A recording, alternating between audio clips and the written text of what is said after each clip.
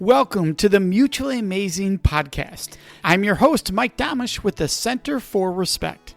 The episode you're about to listen to was recorded when this show used to be called the Respect Podcast, so you might hear that mentioned during this episode. Well, let's get to the show. This week, we have Chris Westfall. He's helped his clients land on Shark Tank, Dragon's Den in Canada, and even Shark Tank Australia. Working with entrepreneurs and high-performance teams around the world, Chris is a transformational business coach who helps entrepreneurs to find the respect that they deserve. Chris, thank you so much for joining us. Oh, Mike, it's my pleasure. Thanks for having me. Absolutely. What do you think is a single misunderstanding that creates disrespect? I think that disrespect really comes from, and this is going to sound strange probably, but disrespect actually comes from inside of ourselves. And that may sound strange because you think, no, disrespect comes from other people who don't see me for what I have to offer, or they see me as a stereotype or a gender or a lifestyle choice. You know what I mean? And people disrespect me because of that. But really, if you think about it, the person that has to respect you first is yourself, and understanding that everyone is worthy of respect, that there is no requirement for respect. Just being a human being means you're qualified. And respecting yourself is the first step in helping others to see that. I have a client that I'm working with right now, and she was explaining to me that sometimes when she talks to her prospective clients, and she's a coach who works on culture for organizations, but oftentimes when she's meeting with C-suite executives, that they see her as just her gender, and they talk to her in a way that is disrespectful. They aren't saying little lady at the end of every sentence, but it's kind of implied, if you know what I'm saying. And the first step in understanding how to overcome that is, in my opinion, understanding that for her and for anyone listening to the sound of my voice, that you are worthy of respect. You do have something to offer. And if other people don't see it for whatever reason, that's really about them. So start with respect by respecting yourself. Does that make sense? Absolutely. And it's something that we believe that respect should be inherently given. You shouldn't have to earn it. It's something I talk about a lot on the show. The old phrase, you have to earn my respect, is one of the worst sentences ever for how to treat another human being. And what about the person who's listening and saying, look, I do have a lot of self-respect, and yet because of how I'm identified, I'm not treated with respect. So I'm coming in with self-respect, but yet the world I'm in is not giving that back. Totally understand. Yeah. Well, you have to take a look at where you're placing your attention, because if you're focused on how the world is not giving you respect, first of all, let me just say, I totally get that. I've been there. I know what that feels like. It's incredibly frustrating. That feeling of I deserve more than this. The way that I'm being treated doesn't feel fair. It doesn't feel like people are seeing me. But the crazy thing is that when you focus on the solution that you can provide to others, the results that you can provide, in spite of the way that you are being treated, in spite of the way that people don't see you the way that you really are, you may never be able to change people's thinking. You may never be able to correct and help people to see things about who you are, or about how diversity matters. I mean, there are so many things that we can't conquer, but what you can do, and I think that's the best thing that you can do, is to focus on the results that you can provide, is to take action and to find a new way of driving the results that you want, recognizing that you may not be able to change minds, and narrow-mindedness might be more than you can overcome, but that doesn't mean that it should stop you, because the world is full of stories of people who were not respected, and yet, in spite of that disrespect, they were able to overcome, and looking in the direction of the action that you wish to create, and not getting lost in the small-mindedness of the people around you, might be the best path to find your success. Yeah. And for the people thinking, okay, well, where's the border of when it's abusive? Because that's a different ballgame, right? It's one thing to say, hey, I'm not being treated with respect. It's another thing to recognize I'm in an abusive situation, and therefore you deserve to be free of that, to be out of that situation. But that can be hard for people depending on financial circumstances, cultural circumstances. That's that self-respect that you've talked about so many times on the show, Mike. And respecting yourself means looking in the direction of the action that you can take, not the minds that you need to change, but looking at the abuse that you need to step away from, whether it's verbal, physical, whatever the case may be. As we said earlier on, you deserve more. And to find that place of freedom, that place of liberation, that place of respect. It exists. You may not be there right now, but it is there. And the journey is about taking that journey to find it, to step away from the things that don't serve you and take action. Take action in the face of disrespect. Take action to move to a place where you can be who you are, be recognized for what you have to offer, and step away from the abuse that you don't deserve. So when it comes to that place where there's a lack of respect, how do you identify when too much is really too much? The way that you identify when too much is you trust your feelings. You search your heart. And if wisdom is saying to you that, and again, I'm talking about inner wisdom. I'm not talking about what all your friends are saying, that kind of thing, because certainly what friends and people around you are saying is useful. But ultimately, you have to answer to yourself. And your wisdom will tell you, at least that's been my experience. When I've been in bad situations and when I've been in places where I haven't been respected, my gut's been telling me, you've got to do something. And when you have that feeling of it's time to take action, even if you don't know what that action is, I'd listen to that. And I'd explore that, because that could be the first path to stepping away from disrespect, moving away from abusive people and the people who don't serve you. Because if you want to live a rich and fulfilling life, surround yourself with people that want that for you as well. And they are out there. Absolutely. Now, for you personally, you mentioned it. You said, hey, I've been there. What's an example you can share so people can relate to that, how you responded when you were face to face with the worst kind of disrespect? Mike, I was sitting at a dinner with a client company that I was working with, and the CEO was kind of holding court. And I was talking to a woman who was seated right across from me, and she had an unusual name. And I said, where is your name from? That's so interesting. And she says, well, my family is from Persia. And I said, rather stupidly, I said, oh, so is that modern day Saudi Arabia? And she said, no, Persia is Iran.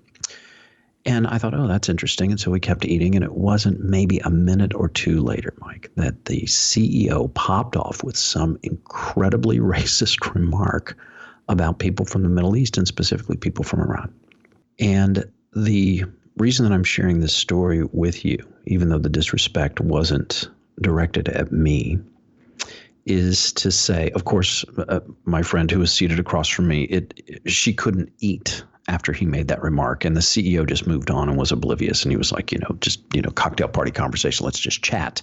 And meanwhile, she was just stunned, and I was shocked. But here's the really shocking part of the story, Mike. I didn't say anything to the CEO.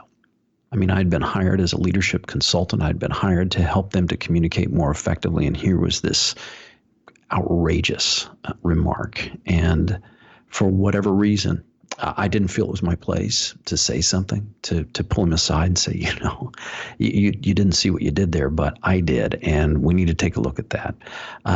Again, I don't know how much of an effect that conversation might have had, but I never had it. And I carry that regret with me to this day. The next day in the meeting, the CEO opened with an apology directly to her. And he said, I understand that I said some things that were inappropriate, and I really didn't realize it, but some of the biases that I have, just completely inappropriate. And, so he walked it back and everything, which I appreciated, and I knew that she did too. But the point of the story, and it kind of goes to your remark, when do you know when enough is enough? And if you see something, say something, as the saying goes.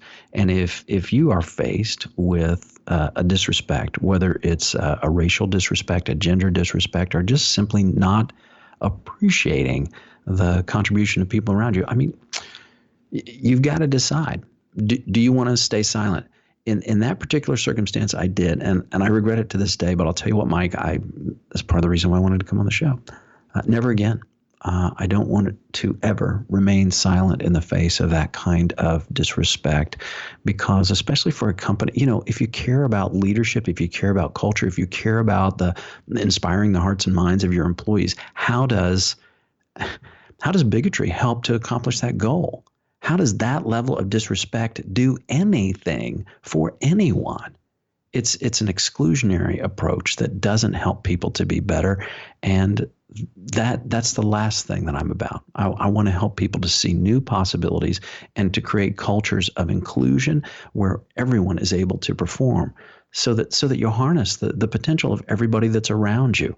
And I don't think that is some Pollyanna pie in the sky idea. I think that that's just how work needs to work. And it comes from a place of respect. Absolutely. And I know a lot of times in those moments, people are afraid that what they say will be the wrong thing, so they say nothing. And one thing that we've learned over the years is it's okay to say the wrong thing, to at least say something. So if you're trying to speak out for others and you say the wrong thing, it's better than saying nothing. And you learn then, I didn't handle that right either, but now I know how to handle it better going forward. When you say nothing, you don't learn how to handle it better going forward. That's right. You just get to deal with, boy, I shoulda, woulda, coulda. Right. And yeah, you got to think about too. I mean, I'm sure you've experienced this. You also have to think about the right time and the right place. And the conversation that should have taken place between me and the CEO was certainly not at dinner, where I stood up and, was outraged or anything like that, because that sort of self-expression might have been how I felt. I mean, you've talked about this in your keynotes about, wanting to strangle people and things like that. But really the action that I needed to take was behind a closed door, saying, can we just talk for a minute about what you said and how it impacted people? Because sometimes people don't see. They don't see. And they have blind spots. We all do. And to share in a way that is also respectful, even for people who haven't shown respect, giving them more than what they deserve might be the first step towards helping them to see the respect that others need. So, Chris, what are specific steps you think people can take, listeners, to become advocates for respect? Talking about your work with high performance cultures, what is needed to foster that environment of mutual respect? Ask yourself this question. If you had the respect you needed and deserved, what would you do? What would you say? How would you act if respect were a given? And people listening to the sound of my voice might go, man, you are crazy, Chris Westfall, because I don't have respect. But if you did, what would you do differently?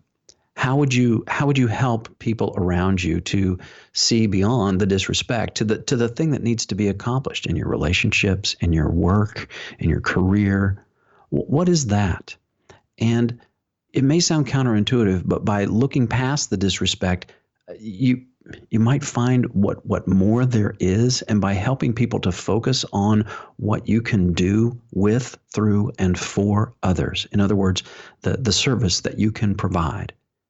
Perhaps that's a way to help people beyond their disrespect, recognizing that people's belief systems and things like that, it might be beyond your ability. In fact, it probably is, to change the way that people think. I've never been able to do it myself.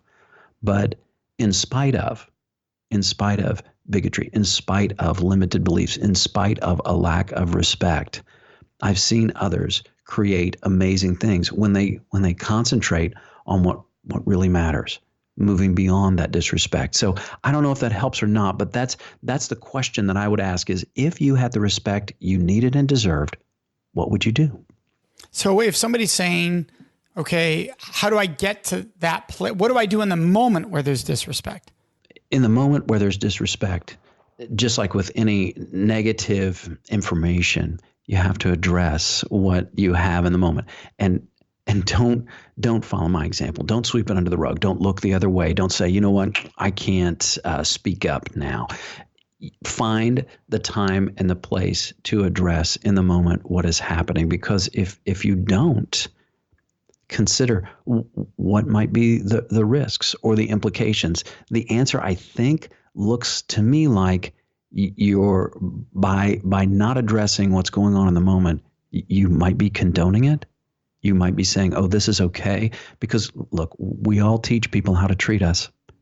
And some people have learned things before they meet us that influence their behavior, but we teach people how to treat us. And sometimes just saying, you know what, the way that you just spoke to me or the way that you asked me that question is just not appropriate. And I need to tell you why, because the way that you are speaking to me, the way that you are acting towards me is not allowing me to help this company, do my job, be the employee that you need, or be the person in this relationship that I believe you need, and certainly helping you to be the person that I need you to be. So finding a place to, again, shut the door and have a private conversation about the behavior that is not serving you is the first step towards the behavior that will serve you. How does trust play in here? What's the role that trust and respect play together? Well, I think that trust and respect are deeply linked. And when it comes to finding respect and finding trust, I think that you have to recognize what you said at the very beginning of the call is that there are no qualifications. For respect, I'm talking about earning someone's respect. That doesn't even make sense to me. Just as you said, that phrase doesn't make sense. So coming from a place of respecting yourself and trusting in that fundamental principle, this idea that if you are a human being and you are drawing breath, you are worthy of respect. Again, that's not some Pollyanna pie in the sky story. That's how I see things. And people have something to contribute. So trusting in that and trusting that you have something to contribute, that you are worthy of respect, will guide you towards having the conversations that you need to get that respect, will guide you towards taking the actions you need to get out of the abusive relationships that don't give you that respect, will lead you to make the decisions for your life so that your career is one that can be more fulfilling and filled with the kind of respect that you deserve. It starts when you trust in your ability to contribute and understanding that you deserve more than being disrespected, than being in an abusive relationship, than putting up with the things that you've had to put up with. There is more out there. You just have to take action to find it. And Chris, you have a book called Leadership Language, and the subtitle is Using Authentic Communication to Drive Results. What role does communication play in generating greater respect and or giving more respect? Communication is the key to any sort of self-expression because the way that we communicate, language is the way that we derive meaning from the world around us. In other words, the way that we take in words and that sort of thing allows us to understand who people are and events and news and everything like that. But language is also the way that we express who we are. And it is a combination of our words and our actions that teach people how to treat us and that show people the kind of service that we can provide, the kind of impact that you can make. And so Leadership Language is really a book about helping people to express themselves in a way that allows others to see the value, to see beyond the disrespect, to see beyond the limitations, to see beyond the lack of experience or whatever the case may be, to really get down to that human element that is so important in our relationships. And I think, Mike, it's a big part of your work is getting people to see their humanity and share their humanity. Well, how do you do that? Well, there's two ways, through your words and your actions. And when your words are backed up by actions, that creates a trust among others who see that you are walking the talk and that you are living your beliefs and your values and taking action when people aren't aligned with your particular vision or the way that you see yourself. You take action, not to correct the world or to again change minds, but to change behaviors, starting with your own. So that's really what Leadership Language is about. It's about creating those behaviors that can create the greatest impact from an authentic place, a place of humanity. And Chris, you share a story about a college freshman who gained the respect of an audience of over 500 people during a live television event. How did her achievement rocket her past MBAs, seniors, doctoral students at the fifth largest university in the United States? Can you explain the story and what happened? Sure. So, Mike, this is the story of Mack the Goat Girl, and her name is McCallie Cunningham. Mack the Goat Girl is her email handle, and she came to me as a freshman. She wanted to win this pitch competition, and she wasn't exactly sure how or what to do. But as a pitch coach, and I've worked with thousands of entrepreneurs to help them to bring their business ideas to life, and I've worked at this university for a number of years with different entrepreneurs. And so she came to me and she said, I really want to bring this idea to life. I'm not exactly sure. She and Mike, she grew up on a farm. I mean, there's a reason her email handle is Mack the Goat Girl, because she grew up raising goats and winning 4-H competitions and that sort of thing. And the reason I share this background is to say that it might not be the kind of background that you think of in terms of a sophisticated entrepreneur, and yet, what is the background of a sophisticated entrepreneur? I think the background is looking in the direction of new results. If we simply think that we are the product of our experience and we can't experience things beyond how we were raised and where we were raised, I think I'd challenge that all day long. And McCallie certainly did. When we met, she was incredibly interested in understanding how to tell her story. And so I coached her and I worked with her.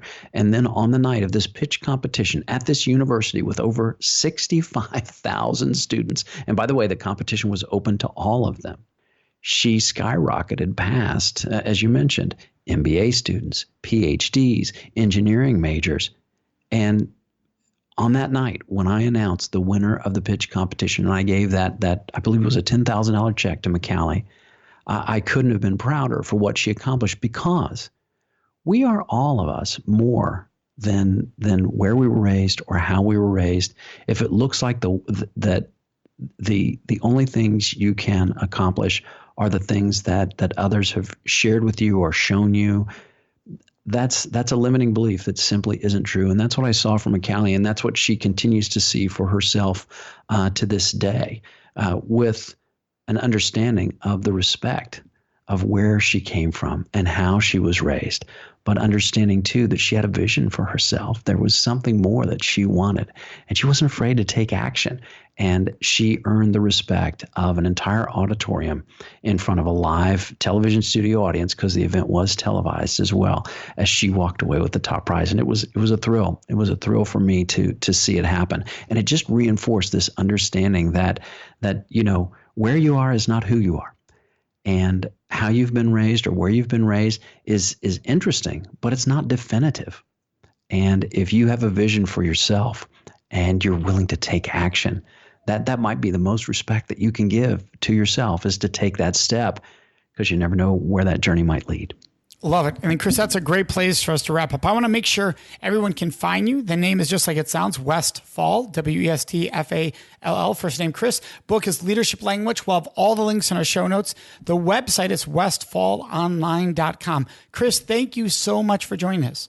Mike, it's been a great pleasure. Thank you. Oh, my pleasure. And for our listeners, you know what's coming up next. That is Question of the Week. This week's question is, Mike, what are you most grateful for? Oh my goodness, this is such a difficult question. I think the mistake of the question is the word most. What are you grateful for? I think as soon as we put most in front of it, there's a danger there that we're losing actually the ability to be grateful for all the gifts in our lives. And instead we start focusing on certain gifts over others. We're valuing certain people over others. I think that's a danger.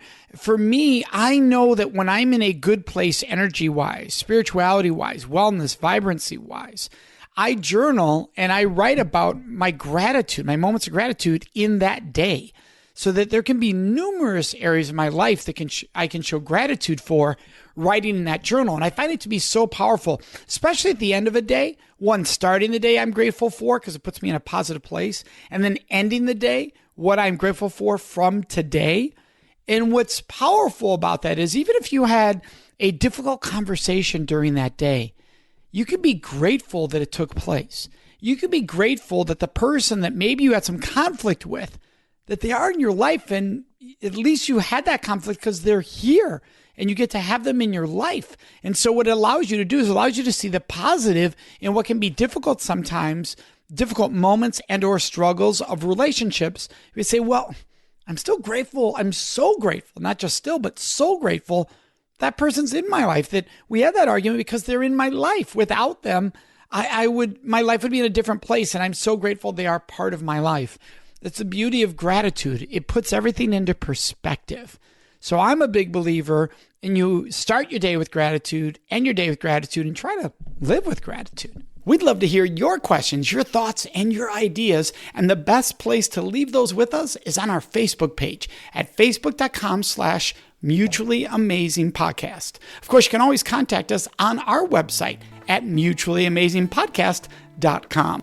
Remember to subscribe to this show so you automatically get it every week. And if you could, take one moment to leave a review. That really helps other people find the show, which we are greatly appreciative of. So thank you so much for joining us. May you make today and every day a life full of mutually amazing relationships.